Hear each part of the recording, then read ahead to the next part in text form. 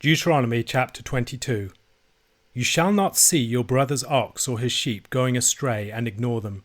You shall take them back to your brother.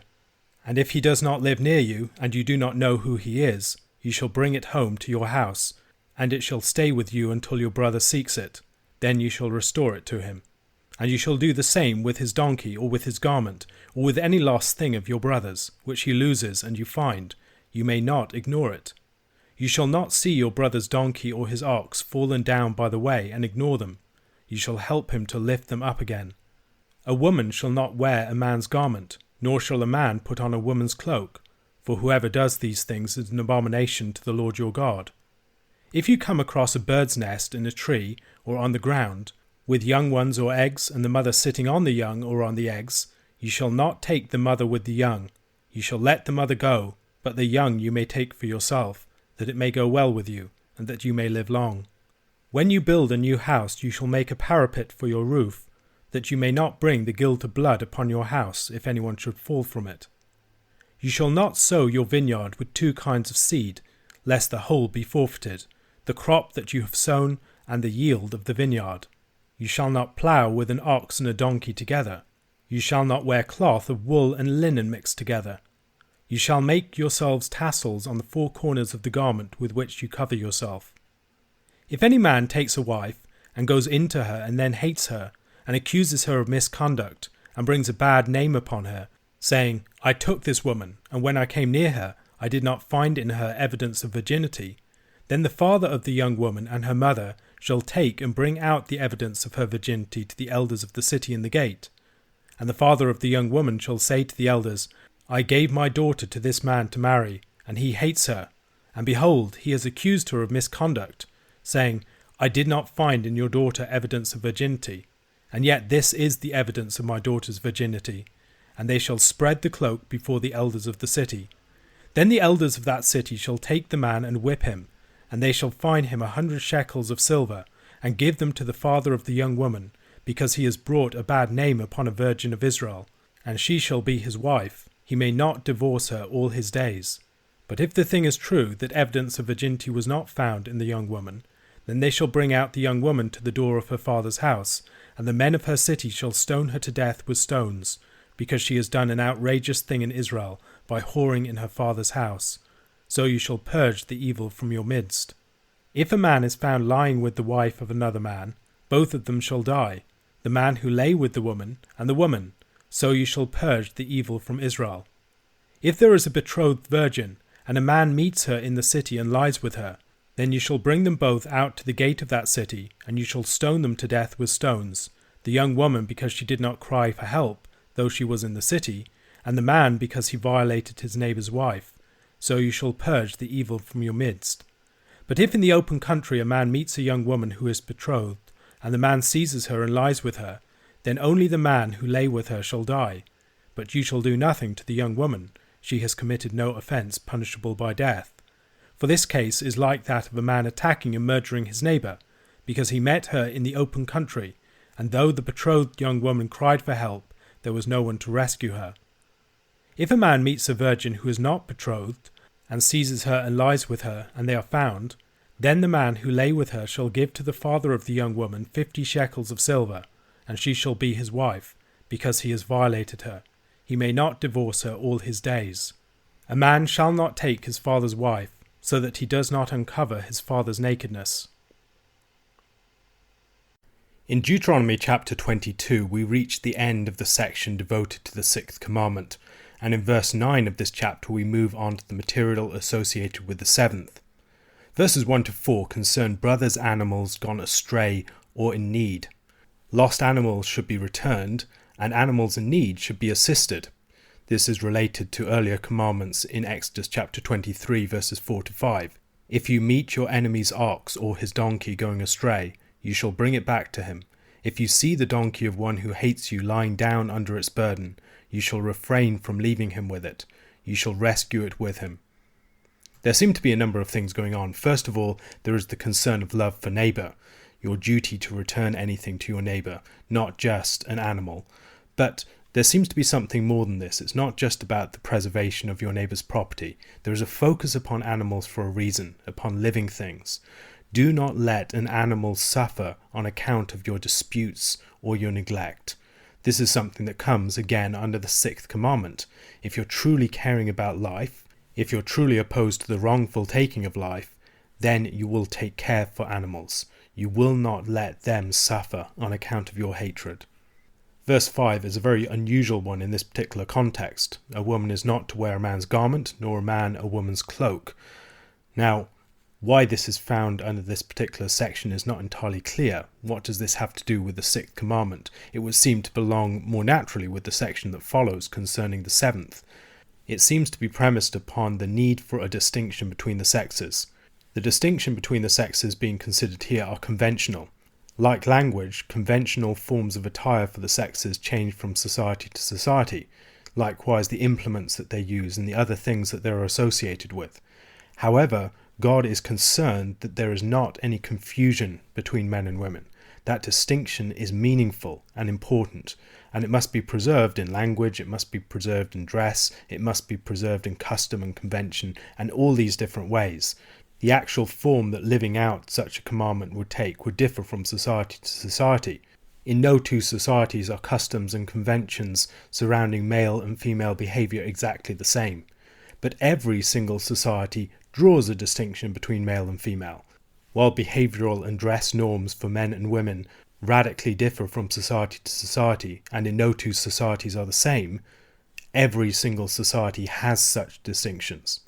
And it is important that we preserve them and honour them, that there is not confusion between these things. Some have suggested that perhaps there's a reference to the woman dressing for war here, that she should not dress for war, she should not go out to war. That's a possibility. Either way, it is odd in its place. What might it have to do with the 6th commandment? I really don't know.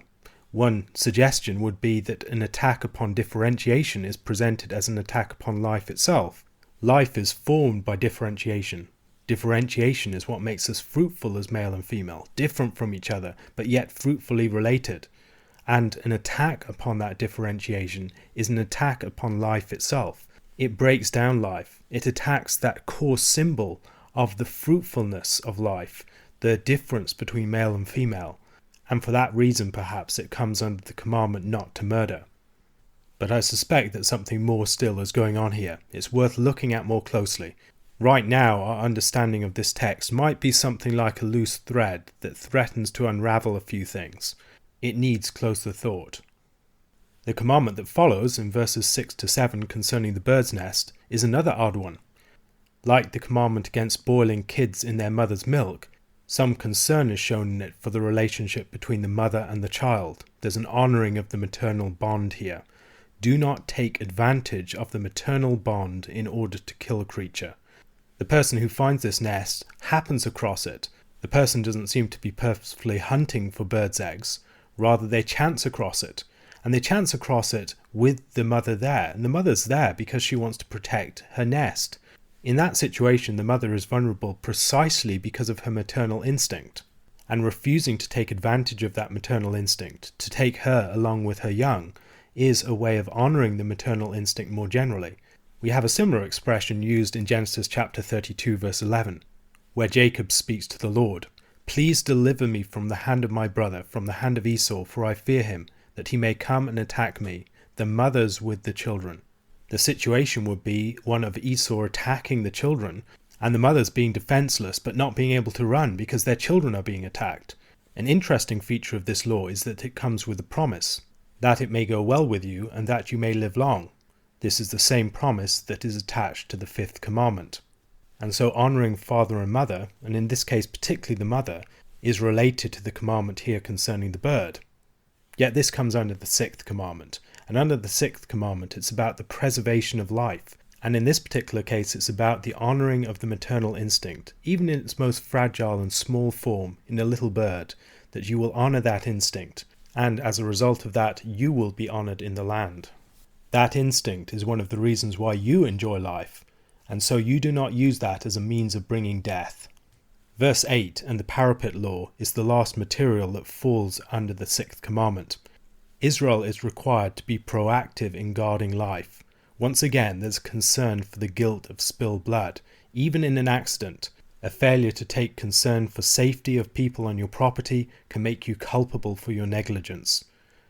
Such case laws are exemplary. They're not comprehensive. There are very glaring gaps in the material that we have in the law here. It's not a comprehensive legal system.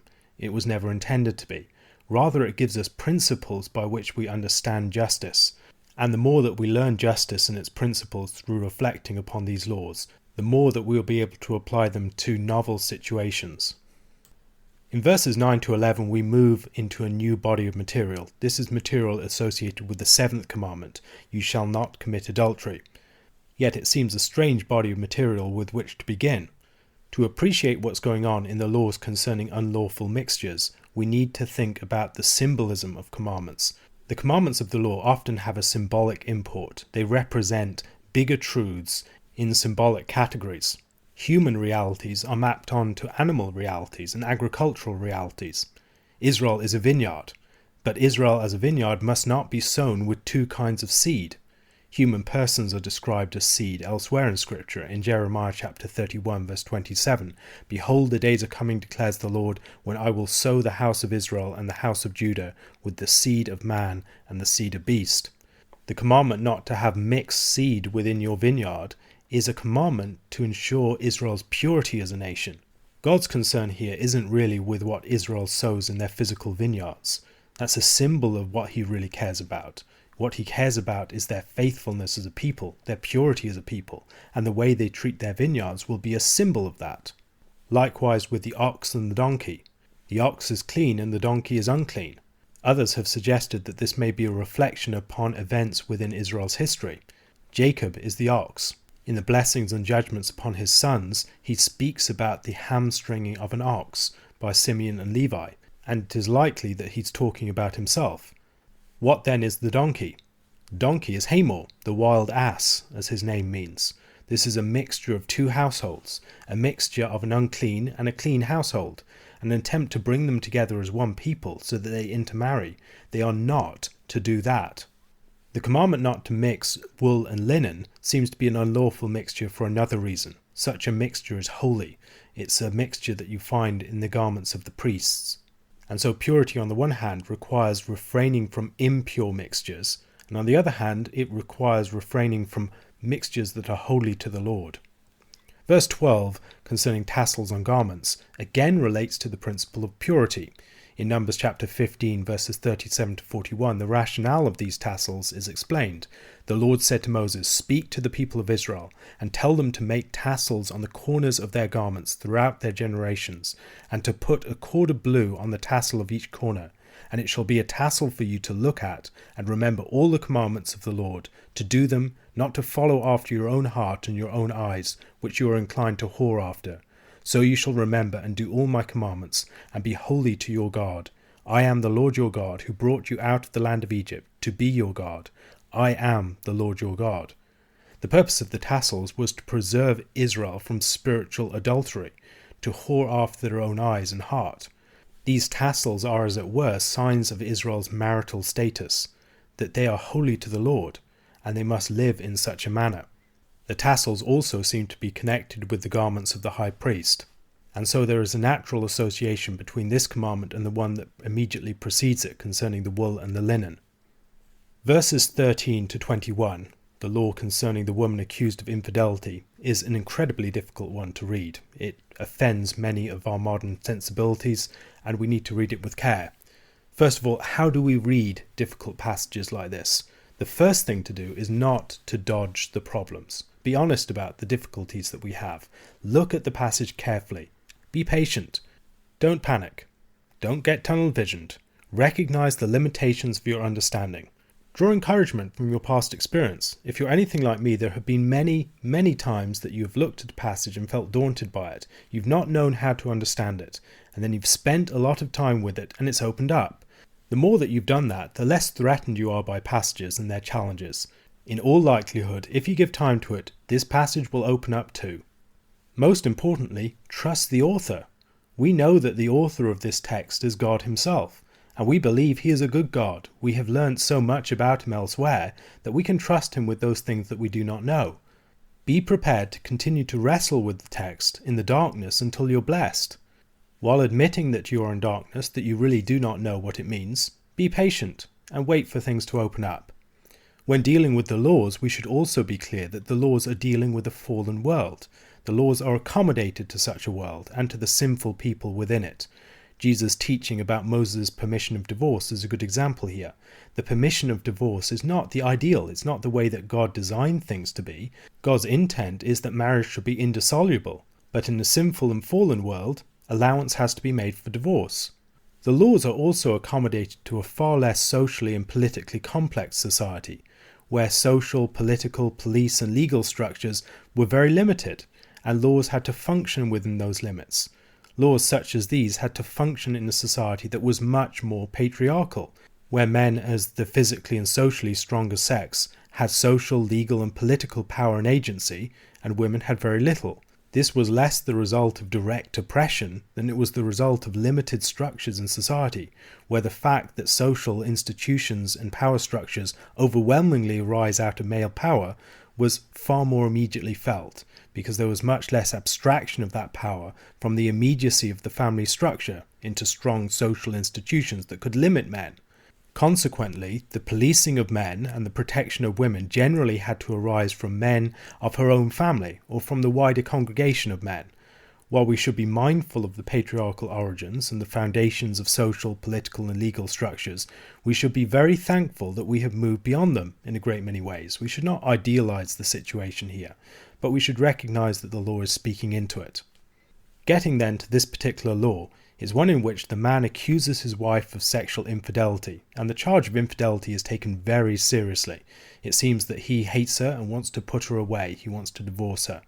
It's interesting that this is presented in a way that puts forward the false and malicious charge as if it were the typical case.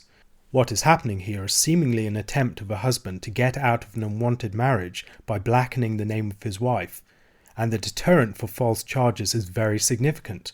There's a whipping, 100 shekels of silver he must pay to the family of his wife, and no right to divorce his wife, because he had brought a bad name upon her. This would serve to give security to the woman, and security to women more generally from such false charges. We can also see the test of jealousy in Numbers chapter 5, which deals with a similar case. In that case, the woman must be brought towards the Lord, and the Lord will cast judgment in her case. Her case is not left in the charge of men. The concern here is less with virginity as such as it is with the honour of the woman.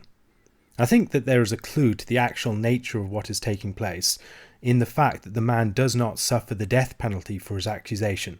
Usually there would be the death penalty for any false accusation in a capital case.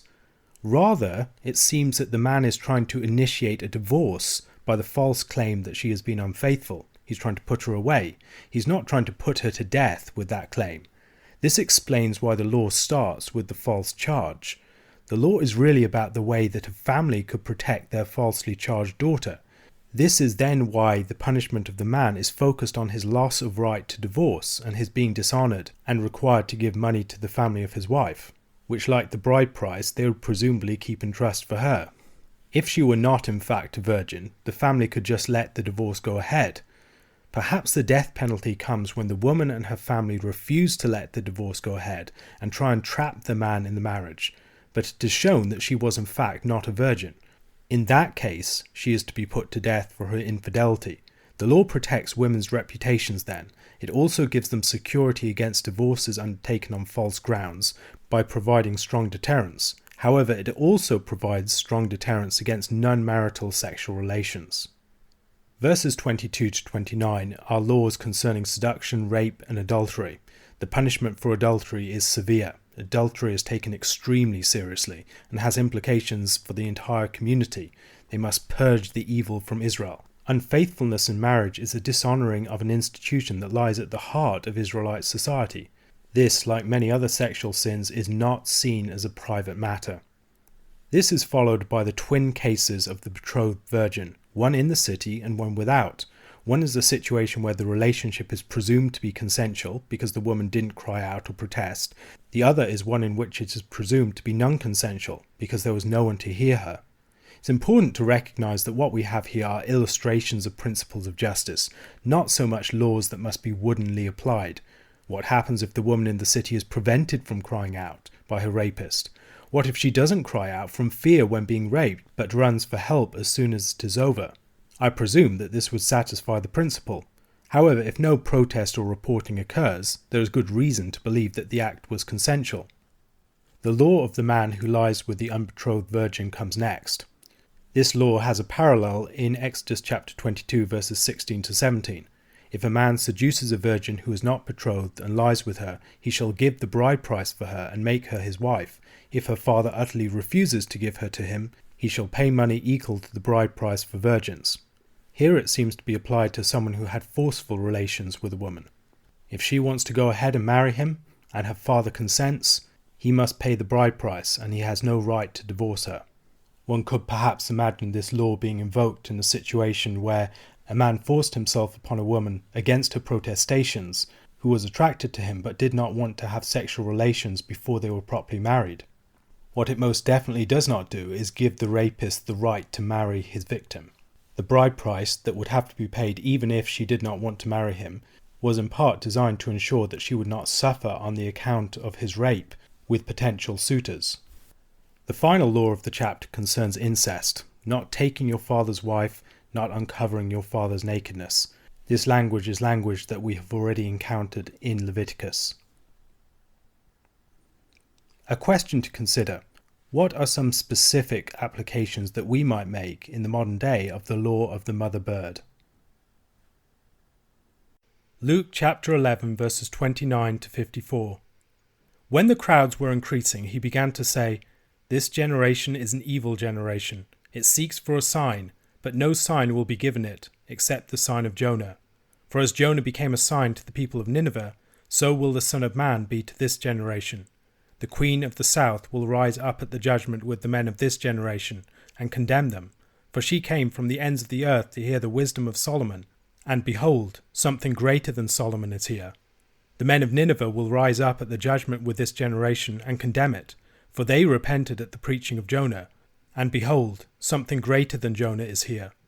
No one after lighting a lamp puts it in a cellar, or under a basket, but on a stand, so that those who enter may see the light. Your eye is the lamp of your body. When your eye is healthy, your whole body is full of light. But when it is bad, your body is full of darkness. Therefore be careful lest the light in you be darkness. If then your whole body is full of light, having no part dark, it will be wholly bright, as when a lamp with its rays gives you light." While Jesus was speaking, a Pharisee asked him to dine with him, so he went in and reclined at table. The Pharisee was astonished to see that he did not first wash before dinner. And the Lord said to him, "Now you Pharisees cleanse the outside of the cup and of the dish, but inside you are full of greed and wickedness. You fools! Did not he who made the outside make the inside also? But give as alms those things that are within, and behold, everything is clean for you. But woe to you, Pharisees, for you tithe mint and rue and every herb, and neglect justice and the love of God. These you ought to have done without neglecting the others. Woe to you, Pharisees, for you love the best seat in the synagogues and greetings in the marketplaces. Woe to you, for you are like unmarked graves, and people walk over them without knowing it." One of the lawyers answered him, "Teacher, in saying these things you insult us also." And he said, "Woe to you lawyers also, for you load people with burdens hard to bear, and you yourselves do not touch the burdens with one of your fingers. Woe to you, for you build the tombs of the prophets whom your fathers killed. So you are witnesses, and you consent the deeds of your fathers, for they killed them, and you build their tombs. Therefore also the wisdom of God said, I will send them prophets and apostles, some of whom they will kill and persecute, so that the blood of all the prophets shed from the foundation of the world may be charged against this generation, from the blood of Abel to the blood of Zachariah, who perished between the altar and the sanctuary. Yes, I tell you, it will be required of this generation. Woe to you lawyers, for you have taken away the key of knowledge. You did not enter yourselves, and you hindered those who were entering." As he went away from there, the scribes and the Pharisees began to press him hard and to provoke him to speak about many things, lying in wait for him, to catch him in something he might say. In the second half of Luke chapter 11, Jesus is called by the crowds to give them a sign. And Jesus gives them nothing but the sign of the prophet Jonah. Now, why are they given the sign of Jonah? Jesus, among other things, is declaring in advance what he is going to do in his death and resurrection, so that when it happens, it will be clear what was intended. The Israel of Jonah's day was adulterous as a people, and Jonah was sent to the people of Nineveh in part as a sign of God's judgment of leaving Israel and going to the nations, provoking Israel to jealousy by showing them mercy. The Israel of Jesus' day would experience the same thing. It's also a sign to Israel of its own judgment of exile, but deliverance. The unfaithful prophet Jonah is thrown into the sea, as his nation will be thrown into the sea of exile. However, if Israel in exile, like Jonah in the belly of the big fish, calls out to the Lord for deliverance, they may find rescue. Christ as Israel is cast into the sea of the Gentiles and into the exile of death itself. Yet he will rise up, like Jonah. Jesus' whole mission is a sign. He is the sign to Israel, and the resurrection most particularly. Jesus here particularly speaks about Jonah as a sign to Nineveh, and presumably as a sign to Nineveh, he's especially a sign of the Lord's power and judgment. The Ninevites of Jonah's day responded to Jonah as the sign and to his preaching, but Israel will not respond to Christ. Christ is the greater than Jonah. He's also the greater than Solomon. The Queen of Sheba travelled to see Solomon, but yet Jesus is God's wisdom in person. So you have the northern city of Nineveh and the Queen of the south. Both of them will rise up in judgment on the last day against Israel. I do not believe it is accidental that both of these groups that rise up in judgment against Israel are Gentiles. The faithful response of the Gentiles to Christ will be a cause of Israel's own condemnation. A lamp is used to illumine, and here Jesus uses the idea of the lamp to describe the eye. We can talk about the apple of the eye, for instance. It's that thing that we are focused upon. It's that thing that we cherish above all else. The eye orients the body. It turns the head. It moves the entire body as a result. If your eye has light as its focus, then your entire body will be affected by that, filled with light. Your eye will take on the character of those things that you give it to looking at, and your body will take on the character of your eye. The eye here is not just a receptive organ in Jesus' understanding. The eye is not just taking in light, it's giving out light. The person with a healthy eye views the entire world in a way that brings light to it. They bring light through their wisdom. They bring light through their generosity. They bring light through their faith. We must train ourselves to use our eye in a way that brings light to the world, to view the world in a way that illumines it. Jesus is invited to eat with a Pharisee, and before eating, the Pharisee is astonished that Jesus does not cleanse himself. The point of this washing is not hygiene, but ritual purity. But Jesus teaches that true purity or impurity lies within and flows from within. Ritual is not a substitute for or a source of purity. It's a symbolic expression of purity. A true purity is manifested in a giving disposition of heart. And as the heart is pure, everything else becomes pure. Jesus then launches into some woes upon the Pharisees. They fixate upon the minutiae of the law, and they utterly neglect the big picture. The law is about justice and the love of God. The law is not just a lot of different commandments that we must observe, these separate laws. It's a unified body of material, in the principles of loving God and neighbour. The things that really matter, the things that really have weight, are justice and the love of God, and a way of practicing the law that detaches the law from these core principles of loving God and neighbour and makes it merely about legalistic observance is a perversion of what the law stands for, and Jesus declares a woe upon the Pharisees on this account. The Pharisees are also those who desire the praise of men over that of God. They want to be praised in the towns and in the squares. They want to be recognized in the synagogues. They want the honor of men, and yet they do not care about the honor of God who sees the heart. They want the external honor of society. They are unmarked graves. They spread impurity to others without the other people even knowing it. There is a humorous shift in Jesus' discourse at this point, as a lawyer suggests that Jesus' statements are whistling past their ears, and he wants to warn Jesus to be careful lest he catch them in friendly fire, at which Jesus turns his sights upon the lawyers and lets rip. They place heavy burdens upon people, but they will not touch them at all. They teach, but they do not do. They do not lead by example, but simply crush the people in legalism. The scribes build up the tombs of the prophets that their fathers killed, while continuing the tradition of persecution and rejection of God's messengers that have been sent to them. Indeed, Jesus says that the blood of Abel, the first martyr in Genesis chapter 4, to the blood of Zechariah, the last in 2 Chronicles chapter 24 verses 20 to 22, will come upon them. That generation will suffer the full weight of God's judgment upon those who unrighteously shed the blood of the martyrs. In addition to all their other sins, the scribes remove the means of knowledge from the people. They're entrusted with teaching the scriptures, but they lock it up in their traditions and false teaching. They themselves don't enter into the kingdom, but they prevent others from doing so too. A question to consider. There is a lot of treatment of internal and external things within this chapter. What are some of the ways in which the external practice of ritual can spring up from a reality within?